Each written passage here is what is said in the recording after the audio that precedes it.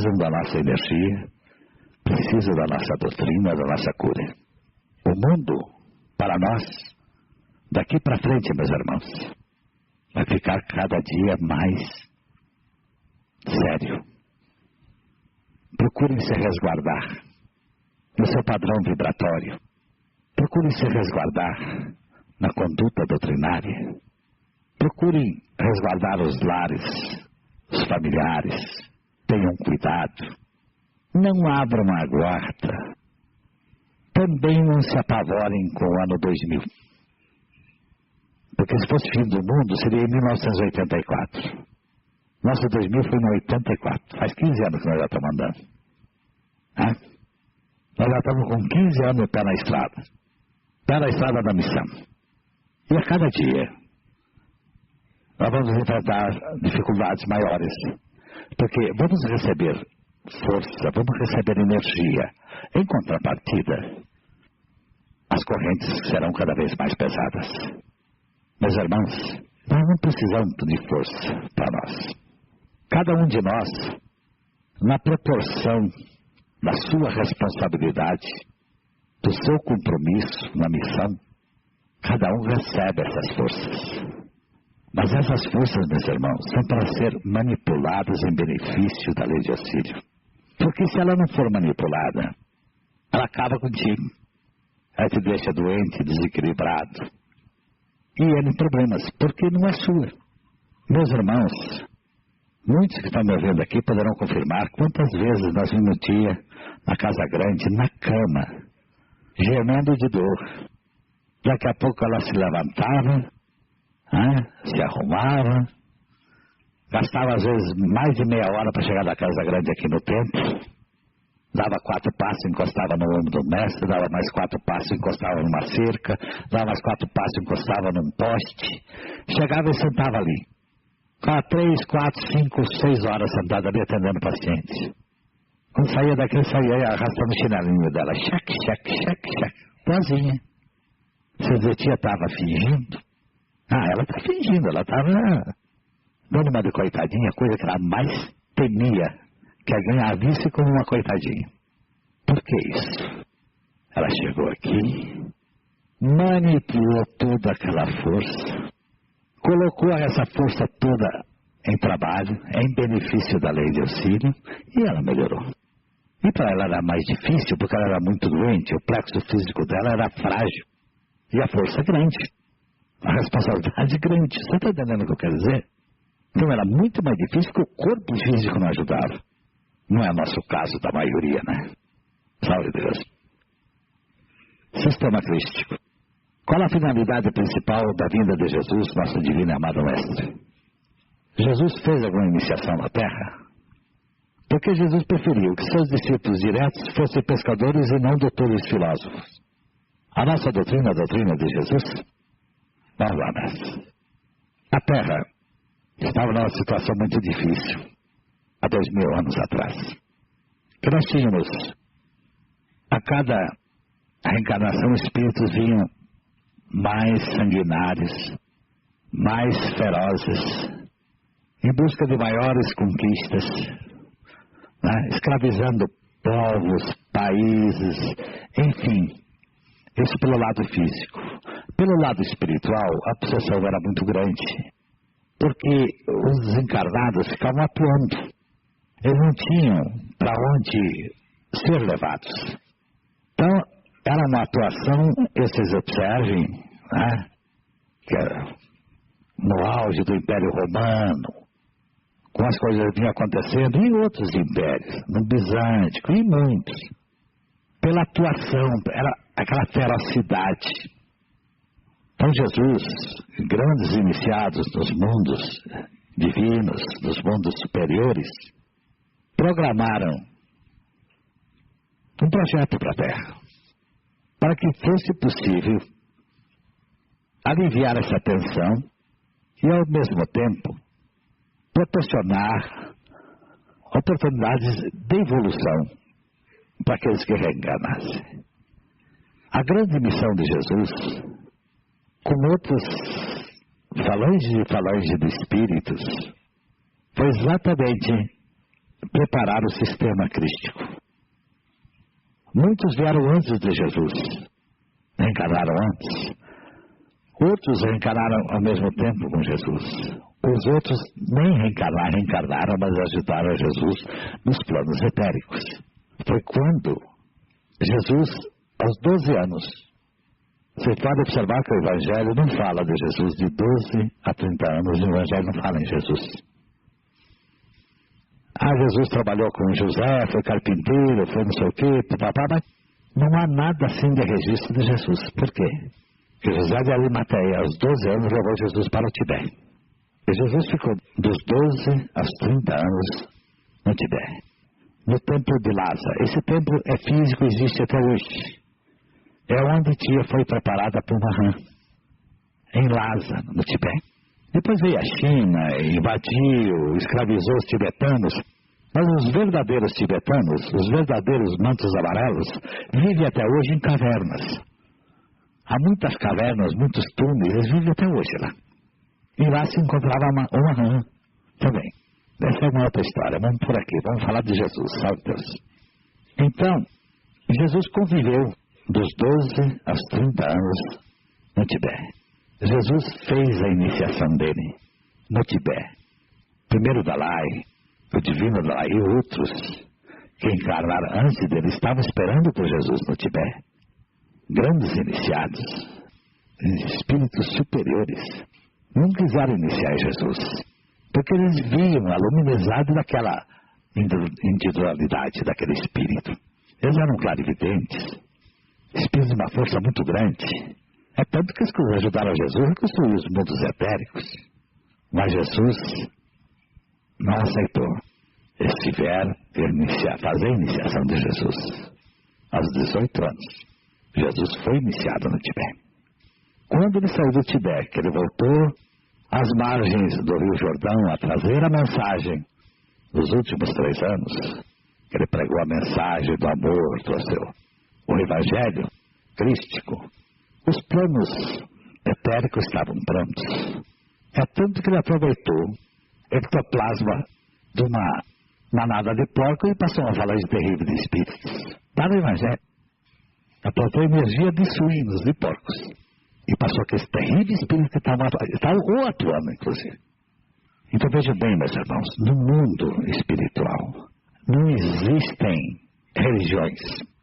Existe um sistema chamado sistema crístico. Se desencarna um católico, né, e teve merecimento a chegar ao canal vermelho, com certeza um padre, um mentor, vai se vestir de padre e vai receber. Lá vai ter uma igreja católica, ele vai ser conduzido até lá e vai ser esclarecido de que lá não tem religião, lá é um sistema crístico. E sim outros, sabe Deus. Porque Jesus preferiu, como discípulo, pescadores. Pelo seguinte fator, meus irmãos, porque os pescadores eram homens rudes, não eram letrados, não conheciam a lei judaica, mas tinham a mente livre. E se os senhores acharem que um conselho vale a pena, primeira coisa, abram a mente para essa doutrina. Não façam analogias. Você sabe o que é analogia, né? Comparações. Eu li tal, parece que o vale. Isso é igualzinho o vale. Não tem nada igual ao vale. Nem aqui, nem em lugar nenhum desse planeta. Abram a mente dos senhores para essa doutrina. Não tem importância que hoje os senhores possam ouvir uma coisa e isso pode até chocá-los. Isso não é possível. Não tem importância. Daqui 5 anos, 10 anos, 15 anos, você vai achar a pedrinha certinha desse quebra-cabeça e ela vai dar certinho no lugar e você vai se esclarecer. Esqueçam o que vocês aprenderam de outras religiões. Não façam aquela coxa de retalho, cheio de quadradinho de pano, tudo quanto é tipo, quanto é cor, que vai ser eternamente uma coxa de retalho. Pensa uma coxa de linha, daquelas que é o ponto mais difícil, mas façam ponto por ponto, que é essa doutrina. Aqui, meus irmãos, é uma ciência. E muitas vezes, vocês não estão recebendo cartas, cartas importantes. Vocês vão ler, não vão entender hoje. Amanhã você lê de novo, você entende mais alguma coisa. Depois de amanhã você lê, você vai entender de novo. Por quê? Porque o seu desenvolvimento está em andamento. O nosso desenvolvimento não para. Eu sou desenvolvido. É nada. Todos nós estamos nos desenvolvendo. Todos nós. Muita coisa que eu vi há 20, 25 anos atrás, ainda hoje, está me servindo, que eu estou tentando formar o quebra-cabeça. De vez em quando vem uma pecinha e cai justinho. Por isso. Às vezes passa anos e anos e anos falando aquilo e não entende. Sabe Deus? Procurem deixar. Leiam as cartas. Leiam os livros. Aos pouquinhos, a mente vai abrindo, nós vamos nos esclarecendo. Inconscientemente você vai para o canal Vermelho à Noite, trabalha, volta, não está lembrando de nada, mas o subconsciente está lá funcionando. Não é? Sua mente, você lê uma coisa, puxa, é isso. E às vezes você fez aquilo à noite e não está lembrando. Você leu e entendeu. Você está entendendo o que eu quero dizer para vocês? É devagar. Procurem sempre. Não é que nós sejamos contra livros. Pelo contrário. A educação é algo muito importante. Só que, meus irmãos, a nossa formação espiritual, ela vem por vibrações. São energias, elas vêm por vibrações. E para que essas vibrações encontrem acesso em nossa mente, ela precisa estar preparada para isso. Conscientemente. Salve Deus. A nossa doutrina, a doutrina de Jesus, não está respondida, não é, mestre? Curas obsessivas já falamos, né, no decorrer da nossa conversa hoje. Como se processa, nós já falamos. Devemos nos preocupar com a cura física? Do nosso corpo, sim. Devemos. Porque a primeira responsabilidade de um mestre é zelar do seu plexo físico. Porque assim, pode ser uma casa pobrezinha, de adubo, chão batido, morar uma pessoa lá dentro, pobrezinha, né? Roupa toda feita de remendo, daquele remendo feito à mão, assim, agulha, como eles fazem na roça, né? Mas ela pode estar limpinha, não pode? Pode ter uma casa de luxo, torneiras bordadas a ouro, e muita coisa, e ser suja, não pode? E o dono dela também um porcalhão, não pode? Pode. Então, pergunto para vocês, como é que é a alma daquele ricaço? E como é que é a alma daquele que mora naquele barraquinho de adubo? Vocês me respondem? Ficou claro? Espírito evoluído não gosta de sujeira, meus irmãos. Espírito evoluído não gosta de podridão. Espírito evoluído, ele faz tudo e fará sempre para impressionar bem e fazer alguém feliz, independente da situação. Ele incorpora aqui, ele incorpora numa umbanda, ele incorpora numa quimbanda, incorpora debaixo de uma árvore, incorpora em qualquer lugar que dê oportunidade para ele, porque ele quer levar a mensagem do amor. Então, meus irmãos, a sujeira num médium não pega bem, nem na indumentária, nem na roupa, em lugar nenhum, nem no escudo. Outra coisa, nós temos por dever cuidar do nosso plexo físico, quanto à aparência, para impressionar bem.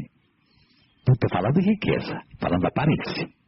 Nós temos por dever curá-lo, se for preciso, ir no médico, fazer exame. É obrigação, porque do corpo físico cuida a medicina. Tem a bênção de Deus, tem a assistência dos mentores para cuidar do nosso plexo. Da alma, nós cuidamos aqui. Estão entendendo, Zé Guardas? É obrigação. Meus irmãos, se vocês tivessem a oportunidade de ver tia quando ela acordava, pelo seu estado de saúde, ela ficou quase 3 anos presa no balão de oxigênio com a cordinha andando.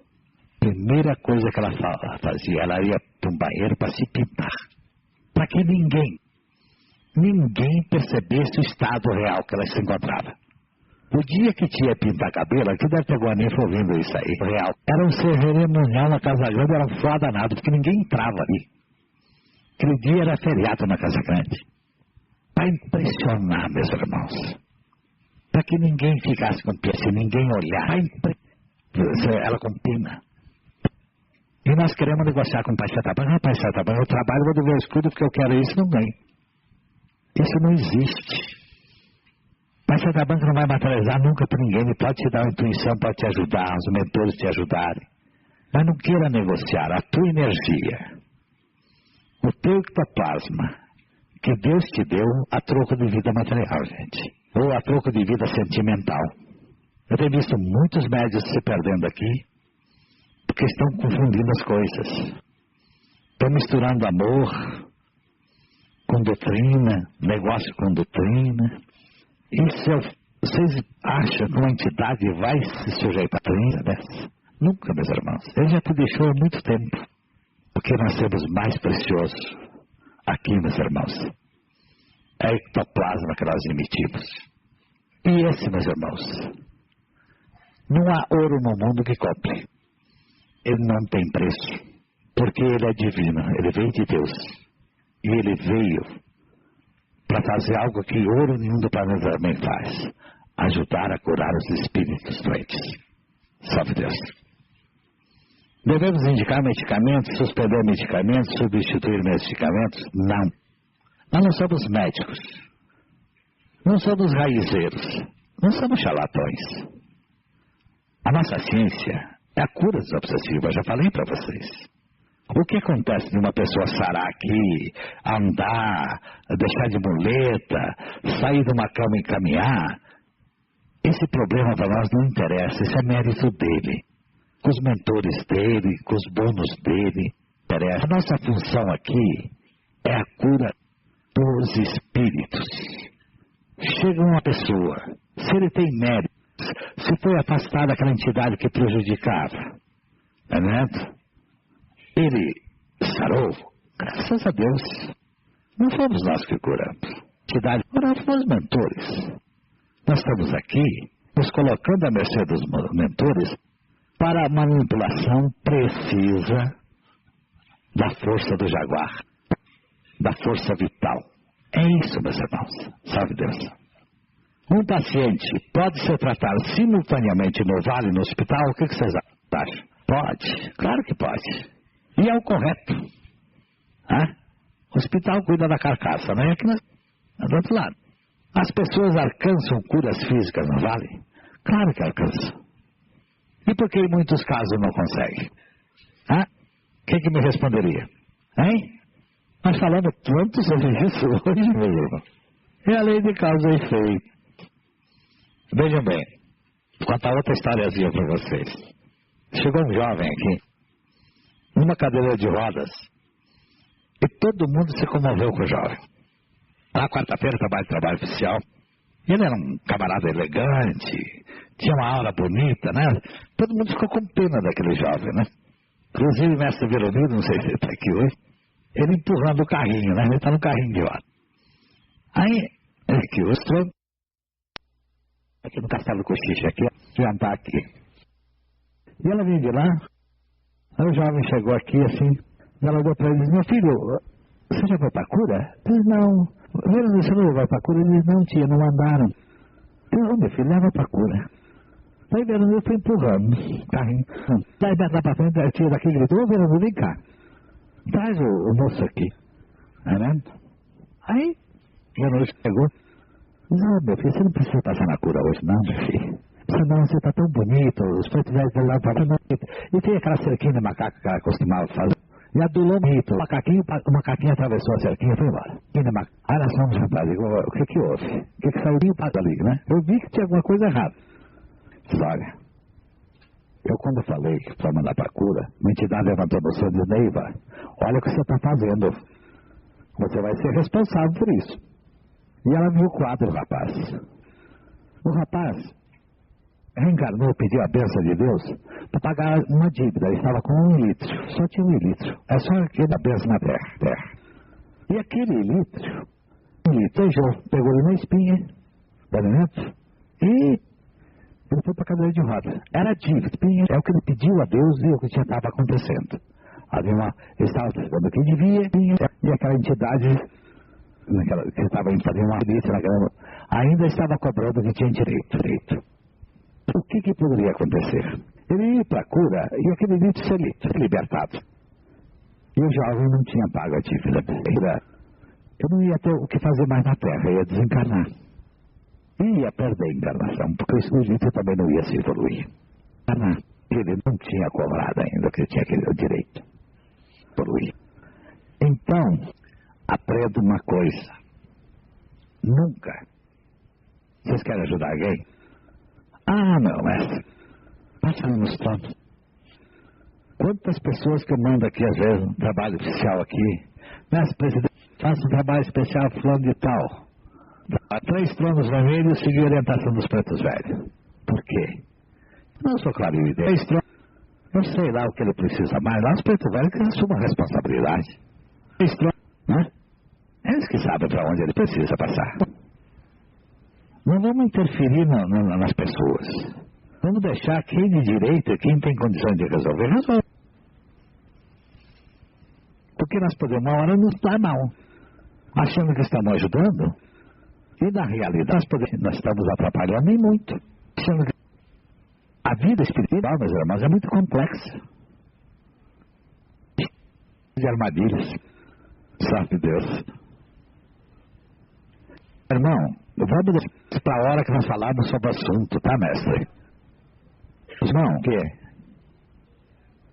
Olha, eu acho que há, né, mestre? O que você acha? Como o preto velho também não pode prender ninguém, né? Tem esse lado também. Ele não pode entrar no livre-arbítrio do médium, ele pode sugerir, dar a entender, mas prender não. Bom, nós vamos ler essa carta. Vamos ler essa carta profunda, Jaguares. Vamos ler essa carta. E os senhores, aos pouquinhos, no decorrer do curso, vão fazendo uma pergunta aqui sobre ela, tá? Se eu puder, eu respondo. Se eu não souber, lá para frente a gente responde.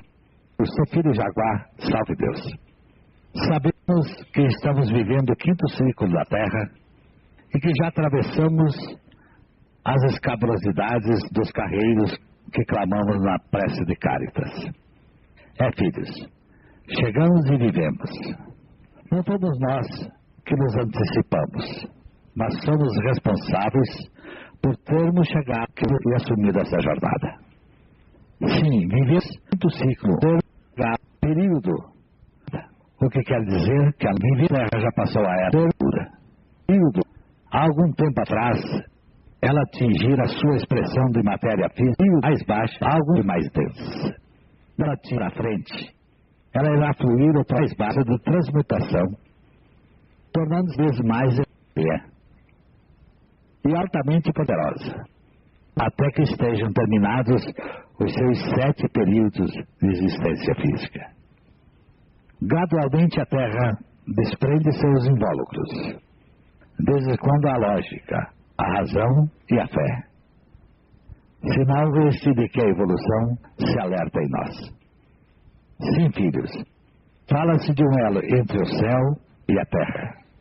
Nesta era, do 5º ciclo, no homem, a visão dos olhos físicos ainda não alcançou a vida etérea. Porém, suas mentes já se encontram e somente não se ama quem recusa o amor em Cristo Jesus. Sim, quem não tem força para enfrentar a verdade de Deus Todo-Poderoso. Não devemos esperar por essa visão pelos nossos olhos físicos. Se os mundos se encontram, vivemos juntos. Não devemos esperar em meus olhos de clarividente, em Cristo Jesus. Vejo os 2 planos simultaneamente. Porém, como sabem, fico imobilizada. A Terra é uma obra de Deus. É uma obra divina.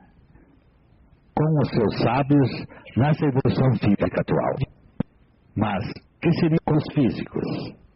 Enfim, o que seria dessa ordem perfeita, com a atuação de 1000 planos em involução? Seus espíritos já atuam pela mente, pelos compromissos, reprovações dos que já estão em outros planos. então o físico não teria capacidade. Como estamos de realizações tão construtivas e seguras, não precisamos ir tão longe. Vamos aos maias e outras pequenas civilizações. Vamos apenas cuidar do que temos. O que temos, os mundos em Cristo Jesus, em nossas mentes, na lógica dessa doutrina. Sucessivas ondas de civilizações se espalharam por toda a Terra. Depois a história se dividiu em duas partes com a chegada de Jesus Cristo. Sim, filhos, Jesus simplificou o homem, que até então era um pouco Deus, um pouco animal. Às vezes civilizado, às vezes selvagem.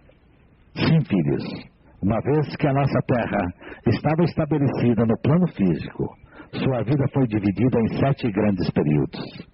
Durante esses períodos, a vida se desenvolve sobre esses grandes continentes. 7 grandes raízes do reino animal vegetal, ficando provado que o próprio ser humano constitui as próprias células mentais desse planeta. Na medida em que se evolui, reencarna sempre num estágio de desenvolvimento sempre mais elevado. Na realidade, o cérebro é apenas o painel da distribuição entre os corpos mental e físico, que é o reino central do centro nervoso. Os 3 reinos do microcosmo universal. 3 eixos magnéticos, 3 estações, 3 poderes. Sim, a mente é feita de células construídas na matéria do plano mental. Sim, forma então um corpo mental cuja superfície se expande além da periferia do corpo físico. Conforme vimos na carta que nos explica que na vida absoluta do espaço existem todas as formas que constituem o organismo humano. Sim, filho, o nosso espírito planetário possui um corpo físico.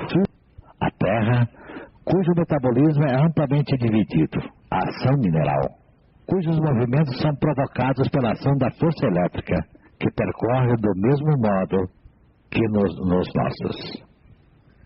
A Terra é um ser vivo porque vive sob a ação da reação do mineral, que constitui seus 3 eixos. Palpita seu desenvolvimento. Jesus formou o grande continente que se fez nos 7. Poderoso Espírito, diante do trono, o Espírito de Deus Todo-Poderoso e humano. Jesus condensou as 7 raças em 7 planos dito evolução. Verdade, Jesus separou os seus mundos em espécies, fazendo sentir as suas diferenças, e assim a Terra se divide em 2 corpos. Sim, este é o segredo da grande obra de Jesus na luz astral, por emissão soberana, que é o grande Deus que significa o ser antes do ser. A razão é a ciência que demonstra toda a existência harmoniosa e a hierarquia, a maior e mais santa de todo esse universo. Esta grandeza incomparável que fez Jesus descer para operar os 3 substâncias necessárias para que a Terra entrasse na faixa de transmutação celestial. Então, somente agora, a obra foi efetivada conforme o seu princípio reproduzido. Sim, filho, somente agora começamos nós, outros, a sentir os efeitos da obra crística. O 5º ciclo se faz o amanhecer, e sem crepúsculo, esperamos por mais 2 ciclos finais. O homem é, portanto, um microcosmo em matéria, força, corpo e função. E como a Terra tem espírito, corpo e função, os seres orgânicos atuam no centro atmosférico da função matéria, onde se agasalham os seres orgânicos dos centros nervosos. Os animais são seres organizados pela Terra. Conforme Jesus vai evoluindo a Terra, vão terminando também as animalidades. Já estamos em nosso atual estado, na existência material perfeita. Se Jesus nos conseguiu o 5º ciclo, devemos estar alertas, porque não sabemos quando chegará o 7º. Sim, a Terra já conta seu 2º tempo. Em Cristo Jesus, Tia Neiva. Salve Deus. Essas reportagens, vocês anexem aquele primeiro, né? Que ela faz parte do primeiro roteiro, para vocês lerem, acompanharem, né? Salve Deus. Então, meus irmãos, vamos nos preparar agora para a nossa indução cabalística. Salve Deus.